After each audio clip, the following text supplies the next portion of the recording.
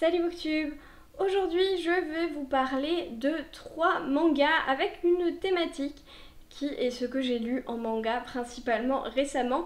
C'est la thématique de la douceur, de la gentillesse, de l'absence d'enjeux complets. Ces textes cosy, c'est tout doux, tout agréable, quand on ne se sent pas bien, qui apporte énormément de réconfort. On va parler ici de cozy fantasy, mais dans l'univers du manga, parce qu'il y en a beaucoup de cozy fantasy pour le coup dans l'univers du manga. Et je vais vous parler de 3 que j'ai lus récemment, ils étaient très cool, j'ai trouvé, j'en avais lu d'autres dont je préfère ne pas vous parler parce que j'avais moins aimé, donc je vais vous parler de ceux que j'ai le plus appréciés. En premier, je vais vous parler de By the Grace of the Gods de Roy et Ran qui sont parus chez Nobinobi.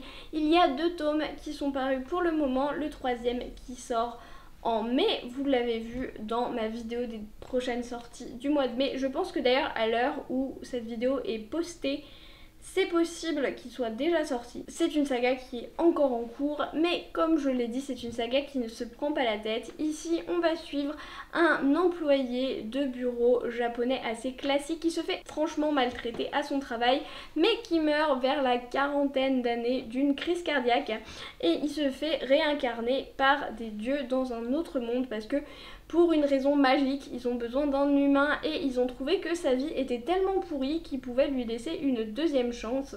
Et donc ils vont le réincarner avec énormément de pouvoir et en gardant ses capacités qu'il a acquises au fil des années, et donc il va avoir une endurance, une capacité de concentration, etc. assez incroyable.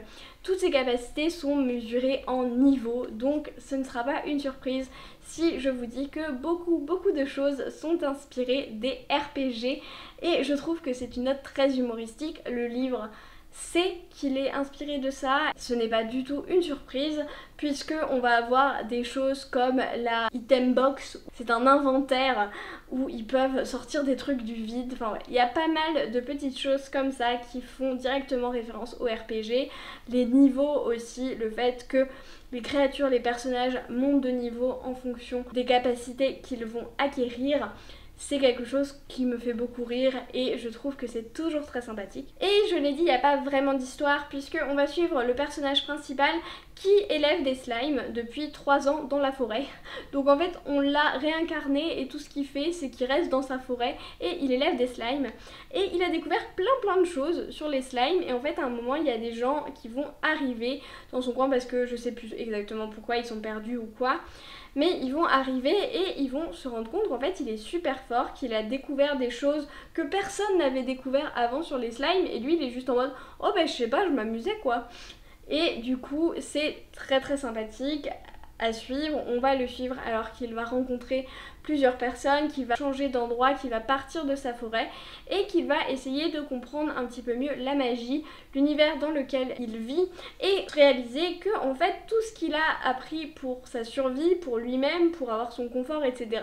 et bien en fait ça paraît incroyable à tout le monde et il va pouvoir aider les autres dans leur vie au quotidien et c'est ça qui est hyper sympa parce que c'est quelqu'un de très gentil et qui ne veut pas faire de mal à qui que ce soit. C'était déjà le cas avant. On a quelques extraits dans le tome 3 de sa vie antérieure, de son enfance, etc. Et ça aborde quand même de plus en plus des thématiques plus sombres et donc je trouve que c'est extrêmement intéressant. Ça contrebalance bien le côté mignon sans pour autant être ridicule et aborder quand même des sujets assez importants. Les dessins sont plutôt simples, assez classiques pour ce genre de cozy manga, donc c'est des dessins plutôt ronds, plutôt mignons notamment au niveau des visages, etc. Mais je trouvais que ça ne cassait pas 3 pattes à un canard, c'est assez classique, c'est plutôt bon mais c'est assez classique. Ensuite, le 2e livre que j'ai à vous présenter, c'est un livre beaucoup plus étrange et qui change beaucoup plus de ce qu'on peut voir d'habitude. Et il s'agit de Heterogenia Linguistico qui est écrit par Salceno et qui est publié toujours chez Nobinobi. Décidément, c'est le thème, mais ils font beaucoup de cosy. Et c'est un petit peu un ovni dans le royaume du manga, puisque, bon, les choses de réincarnation, de trucs comme ça, de créatures magiques, etc., on connaît.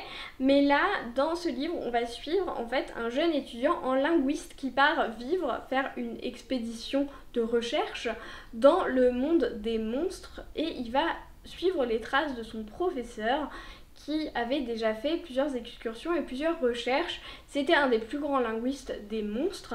Et donc il va se retrouver accompagné de Suzuki, qui est une mi-loup-garou, mi-humaine. On ne se pose pas de questions par rapport à ça, c'est un fait, il ne s'est rien passé, hein. Donc elle est mi-loup-garou, mi-humaine, et elle sait parler le loup-garou, mais du coup le jeune étudiant avait pu apprendre aux côtés de son professeur le loup-garou. En revanche, il ne connaît pas les autres langues de ces monstres, et donc il va découvrir énormément de créatures différentes et voir comment elles communiquent, essayer de communiquer avec elles. Et dans les 2 premiers tomes qui sont sortis pour le moment, on a déjà beaucoup de choses qui sont abordées, beaucoup de créatures différentes, beaucoup de façons de communiquer différentes. Il y en a qui vont communiquer avec les gestes, il y en a qui vont communiquer en tapant sur des planches. Et en plus, ce livre, dans la narration, le fait vraiment pas à moitié. Ils vont avoir comme compagnons de voyage des sortes de lézards géants, des hommes lézards un petit peu, qui parlent un petit peu le loup-garou, mais pas très bien. Et donc régulièrement, on va avoir des carrés noirs pour dire qu'il y a un mot qui ne comprend pas. Et donc en fait, on a vraiment des moments où on ne comprend rien à ce qui se passe autour de nous en fait. On n'a que des trucs où on a des bribes de conversation qu'on va comprendre, ou même rien du tout, où lui, le personnage principal, est perplexe aussi, mais nous non plus, on ne sait pas, on n'a aucun code, on n'a aucun moyen de savoir ce qui se passe et de comprendre la situation. Et petit à petit, en fait, au fil du temps, on va apprendre à décoder à ses côtés toutes les façons de communiquer et comprendre ce que certaines choses veulent dire. Par exemple, il y a le wurf. Le wurf, c'est un type de nourriture qui est basé sur un ver géant qu'ils font, et du coup ça permet aux carnivores de manger, en gros. Mais du coup c'est très drôle parce qu'il n'y a pas d'équivalent en français, ou en humain en tout cas. Et du coup, à chaque fois, c'est marqué dans la langue des loups. Chaque langue, en fait, a sa police bien particulière. Et donc, parfois, il va parler normalement, donc avec une police classique. Et d'un coup, on a la police d'écriture du loup avec Wurf, comme ça. Et donc, ça peut être, oui, aujourd'hui, ce matin, on a mangé du Wurf. Et puis après, on est allé se balader. Enfin, voilà. C'est ce genre de choses, et je trouve que ça va tellement bien. Et je voulais en parler parce que je trouve que c'est quand même un ovni, parce que ce genre d'histoire, c'est peu courant, même pour les japonais, hein, qui ont tendance à faire des choses assez bizarres. Et je trouve que ça aborde plein de trucs hyper intéressants sur la langue, sur quelle est notre identité, sur comment on communique, sur qui on est intérieurement, etc. Et franchement, c'est hyper cool. Bon, les dessins pour le coup sont vraiment très simples, mais je trouve qu'il y a un beau travail sur les différentes créatures, et notamment les crocodiles. Vous allez voir un petit peu ce que je vous disais avec les carrés noirs et les différentes polices qu'on peut avoir.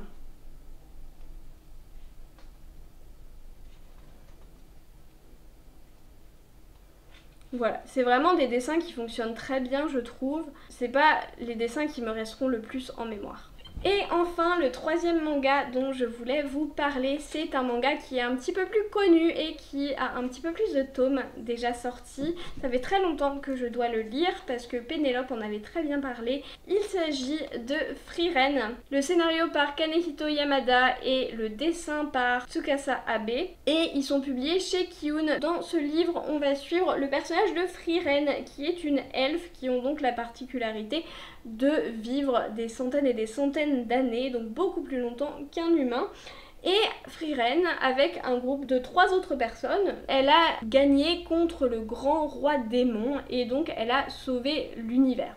Avec son groupe, ils sont devenus des véritables héros. C'était une épopée qui a pris quand même 10 ans, et pour toutes les personnes de son groupe, qui étaient toutes humaines, c'était quelque chose de très important.